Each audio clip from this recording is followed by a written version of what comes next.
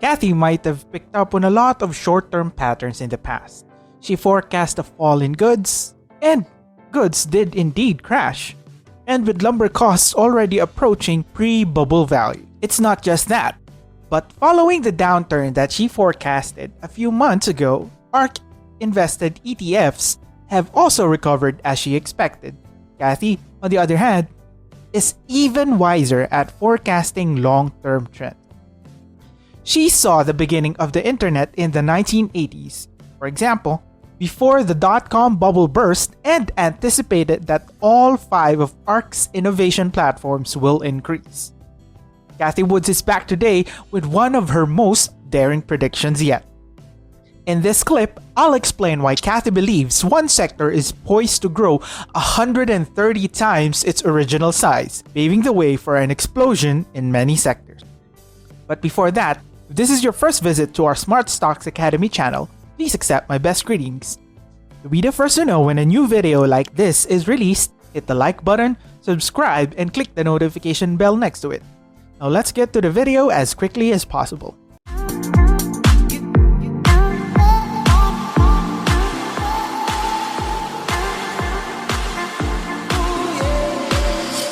It is not the first time that product innovations have replaced older models, and innovation isn't a modern thing. Cathie would see a trend with all new items, which would be the S-curve, as someone who analyzes innovation. S-curves, in essence, define the shape of innovative products from the time they are presented to the time they demolish their existing inefficient predecessors. Steady growth occurs when a new product is inferior to an existing one, as shown in this graph. However, as costs fall and innovation takes place, growth picks up speed before stabilizing again. Many individuals do not see the potential of a new innovation at the start of the S-curve. For instance, when Cathie looked at sectors that no other analyst cared to look at, she discovered the first version of the internet. Product innovations like electric vehicles a decade ago attract a lot of skeptics from the start. The S-curve is a phenomenon that has previously occurred with the phones, electricity, the internet, air conditioning units, dishwashers, microwave, and a variety of things. Since curves are clearly not new to the United States or humanity as a whole, Cathie believes that this time it will be different since innovation platforms are convergent, allowing growth to reach new heights. Blockchain technology, genome sequencing, robotics, artificial intelligence, and energy storage, according to the ARK Invest, are the 5 innovative pillars of our time. What you'll observe is that each platform is not just replacing previous sectors, but also integrating with others. Genome sequencing, for instance, is combining with artificial intelligence and robots to revolutionize how we see illnesses. Cathie predicts that these industries will collaborate to speed up the rate of each S-curve. It really doesn't stop here at all. Because, as I mentioned earlier, innovation platforms should have skeptics initially.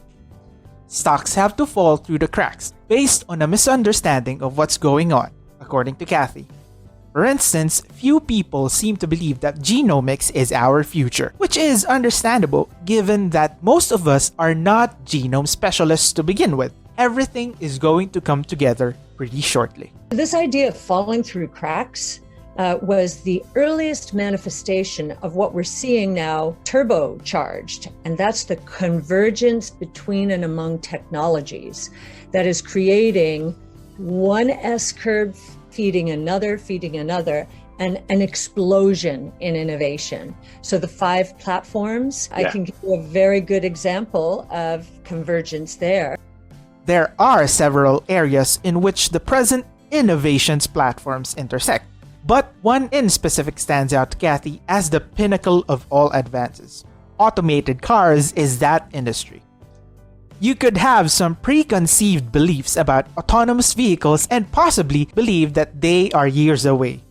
These kinds of prejudices should come as no surprise. Indeed, autonomous driving, like the beginning of all S-curves, is much worse than human driving. implying sluggish development and a large number of skeptics. As of 2019, the autonomous driving industry is predicted to be worth more than $50 billion. According to Cathie, this sector will be worth at least $7 trillion in yearly sales by 2030 and 31, a somewhat 130 times growth. So, what gives her such confidence in her prediction? First and foremost, autonomous cars are improving month by month. The earliest explosive growth of S-curves begin when autonomous cars are twice better than humans. Initially, not everybody will accept fully autonomous vehicles, but as the technology improves, the fast growth on the S-curve will skyrocket. It's not even a matter of whether or not self-driving cars will outperform humans. Instead, it is a question of when autonomous cars will outperform humans. Human driving ability, while excellent, is stagnating and has serious weaknesses. But autonomous cars are getting increasingly adept. This is identical to how the internal combustion engine has remained basically unchanged over time, whereas electric motors have become cheaper, more efficient, and faster. Electric vehicles will ultimately attain a near full adoption rate. We just really don't know when it will happen. Autonomous taxi networks. That combines is the convergence of three platforms: robotics, autonomous vehicles, energy storage. They will be electric. That's going to be the most cost-effective form of transportation, and artificial intelligence. These autonomous vehicles will be powered by artificial intelligence. We think this will be a $7 trillion revenue opportunity in 10 years. Which is bigger than the energy industry is today, even after this latest price increase. So a huge amount of potential in that space, which is valued at almost nothing right now. With such a vast market for autonomous driving opening up, numerous automakers have launched the race to complete self-driving. Cathie views Tesla as a leader in complete self-driving in the United States, which is unsurprising.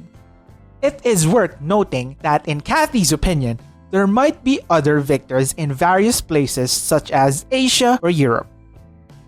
Tesla is concentrating on the United States for full self-driving, and whether other companies could indeed keep up with the pace using LiDAR, which only works in geo-fenced areas, remains to be seen.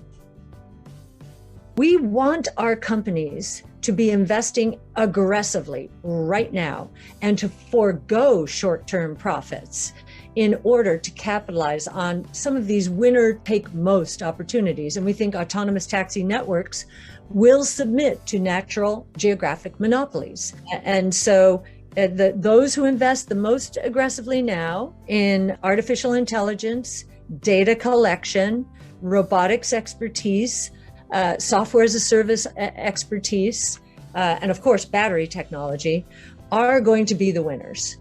We think Tesla is the winner in the United States. That's our bet.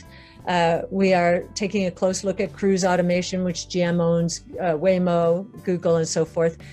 From what we can see, what we can discern, we think that Tesla is still in the pole position. Today, autonomous driving isn't the only industry where broad implementation is expected. There is one principle in innovation that is critical to comprehend. The velocity required for an object to escape the gravitational pull of a planet or object is known as escape velocity in physics. This principle is used by Cathie to S-curves. She triggered that once a stage 2 starts as well as an S-curve escape velocity, the new product truly takes flight. Whenever an innovative product has 10% to 20% share of the market, it is said to have reached escape velocity. Electric vehicles and e-commerce are some great examples of how the pandemic has propelled numerous items to the market share required for escape velocity. EVs have profited greatly from the epidemic according to Cathie, and sales are going to rise quicker than analysts expect. I think many people, as we went into the coronavirus and we're coming out of it, were very surprised to learn that online retail in the United States was less than 15% of total retail sale. Because it seemed, I mean, we're getting boxes every day. I mean, I don't go to stores anymore. The coronavirus bumped that up to about 20% in the United States. I believe electric vehicles sales globally were up 33% in a year that gas-powered vehicle sales were down 10%. So that shift is taking place. And ironically, I never thought COVID would cause this, but as people decided they wanted to avoid mass transit and needed another car, which we don't think is going to last as a phenomenon, but as that happened, the shift towards electric accelerated, especially in China, which is offering subsidies. So the escape velocity in electric vehicles seems to have been forced earlier than normally would be the case by the coronavirus and by subsidies in China. As these innovative platforms progress, the world will change significantly. A variety of industries is being disrupted by autonomous driving, electric vehicles, artificial intelligence, robotics, and genome sequencing. Human transportation is being disrupted by autonomous vehicles. Internal combustion engines are being disrupted by electric automobiles. Fundamental human logic analysis and jobs are being disrupted by artificial intelligence, and manual labor is being disrupted by robots. Finally, traditional pharmaceutical firms is being disrupted by genomic sequencing. Of course, we do not even know whenever these S-curves will erupt, so it is up to you to decide when they will. And that brings us to the end of today's video. If you haven't already, hit the like button to show your love and support for this video. Also, click the subscribe button and switch on the notification bell next to it to be the first to know when we have a new video. Thank you so much for stopping by, and we hope you enjoyed it. We hope to see you in our next video.